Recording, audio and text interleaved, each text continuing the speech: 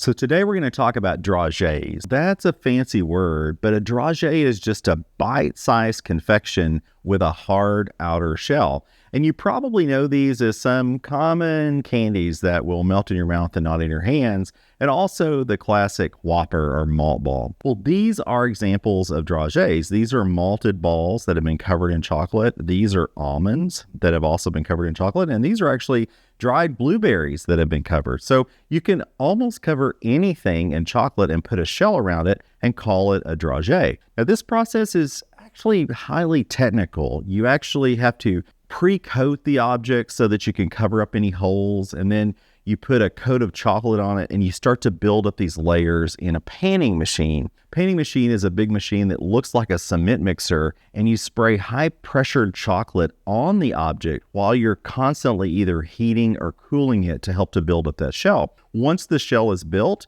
you allow the chocolate to temper and to crystallize, and then you polish it. You use an agent which smooths out the surfaces, and finally, you put a protective coat on the outside so that it will stay pretty and won't mar itself when it's rolling around in the bag. But these are often, to me, the perfect bite-sized treat.